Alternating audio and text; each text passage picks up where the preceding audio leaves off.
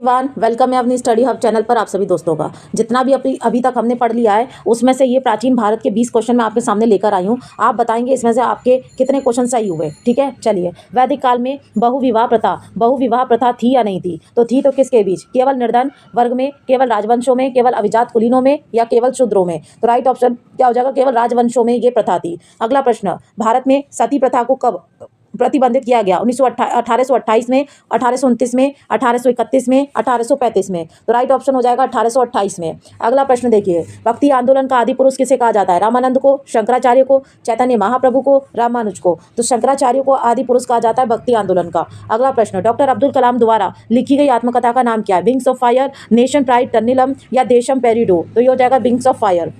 अगला प्रश्न, सती प्रथा की वत्सना करने वाला कौन था? बाबर, हुमायूं, अकबर, या जहांगीर? राइट ऑप्शन अकबर हो जाएगा। अगला, प्रथम मुगल राजपूत विवाह कब हुआ? 1562 में, 1520 में, 1508 में, 1580 में? राइट ऑप्शन हो जाएगा 1562 में। ठीक है, चलिए अगला प्रश्न, बाबर की मृत्यु कब हुई? 1540, 1528, 1530, या 1500 में? तो 1530 में बाबर की मृत्यु हुई। अगला प्रश्न, मुगल काल में जहांगीर के बाद सिंहासन पर कौन बैठा? अकबर, शाहजहां, औरंगजेब? तो जहांगीर के बाद आपका अकबर बैठा था, सॉरी शाहजहां बैठा था। किस मुगल बादशाह ने अपने पुत्र का नाम सूफी संत शेख सलीम चिश्ती के नाम पर रखा? औरंगजेब, शाहजहां, अकबर, या फिर इनमें से कोई नहीं? तो अकबर ने रखा था। अगला प्रश्न देखिए, भावी उत्तर भारतीय पंथों का आध्यात्मिक गुरु निम्न में से किसे माना जाता है? सूरदास को, कबीरदास को, तुलसीदास को, रामानंद को? तो ये कबीरदास को माना जाता है। फटाफट से चलेंगे, भारत में कौन सी शताब्दी में भक्ति आंदोलन की शुरुआत हुई? छठी शताब्दी, 5वीं, 8वीं, 10वीं? तो ये हुई छठी में। अगला प्रश्न, निम्नलिखित में से अशोक किस वंश से संबंधित था? वर्धमान से, मौर्य से, कुषाण से, किसी से नहीं? मौर्य से। अगला प्रश्न, सबसे अधिक सिक्के किस काल में मिले हैं? गुप्त काल में, मौर्य काल में, मुगल काल में, वैदिक काल में?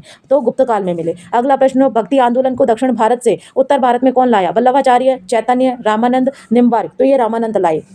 अगला प्रश्न, अद्वैत वेदांत के प्रणेता प्रसिद्ध शैव आचार्य थे? चैतन्य महाप्रभु, आदि शंकराचार्य, नामदेव, या फिर आपके कौन हो जाएंगे? तुकाराम? तो ये हो जाएंगे आदि शंकराचार्य। अगला प्रश्न, सूफी संतों से जो लोग शिक्षा ग्रहण करते हैं उन्हें क्या कहा जाता है? मुरीद, सूफी शिष्य, सूफी सेवक? उपयुक्त सभी तो मुरीद कहा जाता है। अगला प्रश्न, 1601 ईस्वी में किस शासक ने खानदेश को मुगल साम्राज्य में मिलाया? अलाउद्दीन खिलजी ने, मोहम्मद बिन तुगलक ने, अकबर ने, या जहांगीर ने? तो अकबर ने मिलाया। अगला प्रश्न, 1448 ईस्वी में चित्तौड़ में विजय स्तंभ की स्थापना किसने की? महाराणा प्रताप ने, राणा कुंभा ने, रतन सिंह ने, हमीर देव ने? तो ये की थी राणा कुंभा ने। अगला प्रश्न, सल्तनत काल में बारूद की सहायता से गोला फेंकने वाली मशीन को कहा जाता था? मंगलिक, अर्राद? तो मंगलिक और अर्राद दोनों, तो मंगलिक अर्राद दोनों।